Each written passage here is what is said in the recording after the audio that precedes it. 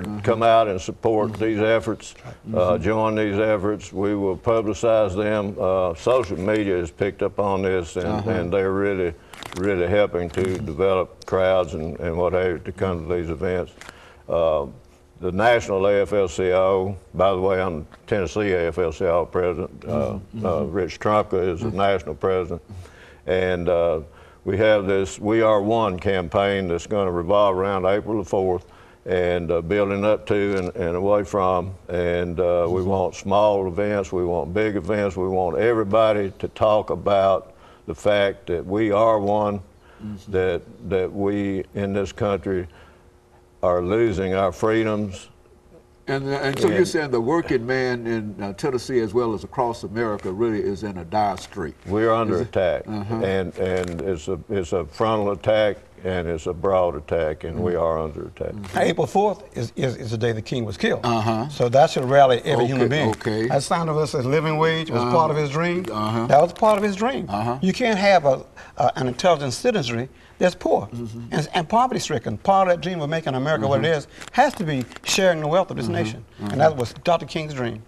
And so in a real sense, you think that everything is ripe for that kind of revival of the protest, not to just protest for the sake of protesting, but to deal with some real issues that the people evidently who came out of the offices at this recent meeting were concerned about, you see. And so there's a groundswell. There's legislation down there that, I mean, you know, they want to withdraw from national health care law that was passed and form a pact with other states. They want to tell you what's in the history books. They want to revise history.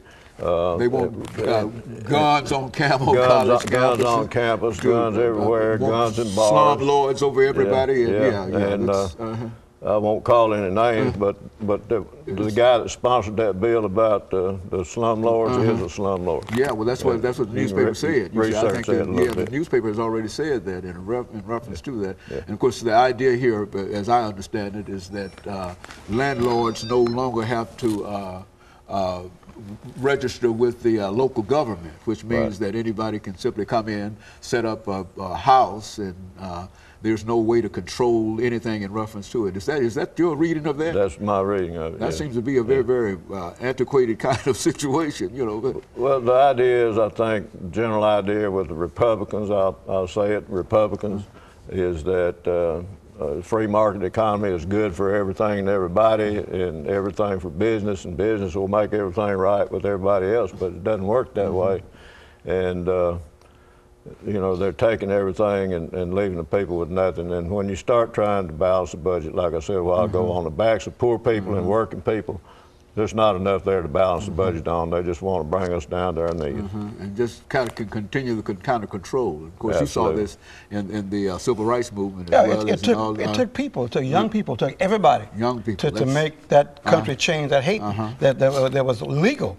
I mean, if hate sometimes is not legislated, sometimes comes in your heart.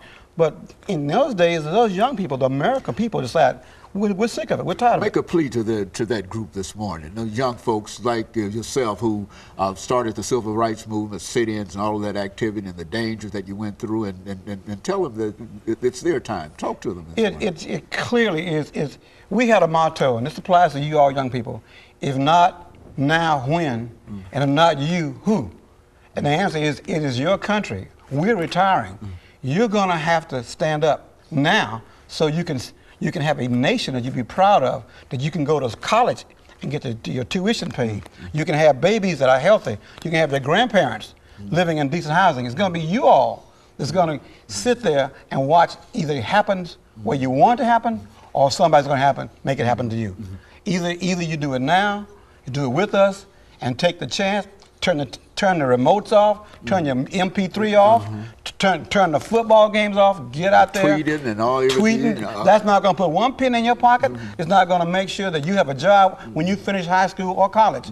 You can't pay a college loan back on McDonald's hamburgers. You got to have a decent career-oriented job. That means unions. That means respect for public employees. That means turn that TV off and get busy taking your rightful place in the movement. Okay, your final words, Mr. Lee, in reference to this. I guess my final words would be, to pay attention, to educate yourself on what is truly going on. Go to the state legislature here and in other states. Look at the bills that are being brought. Look at the way they're forcing them upon us. With a large majority of people, there is no heartfelt relief there for us. I'll tell you, it's all about business. It's all about business interest, and it's all about taking it away from the people. Okay, over the last 30 seconds, let me thank the two of you as well as Alana for coming by and giving us that excellent information about the protest movement in Tennessee. And certainly I couldn't end this without adding that the students at Tennessee State University and all of these historical black colleges, Scarry and others, have a special responsibility because they have to continue this movement that was started here in a real sense. And so that's the only way. And let me encourage you to tune in again next week for another informative edition of Context. Thank you, and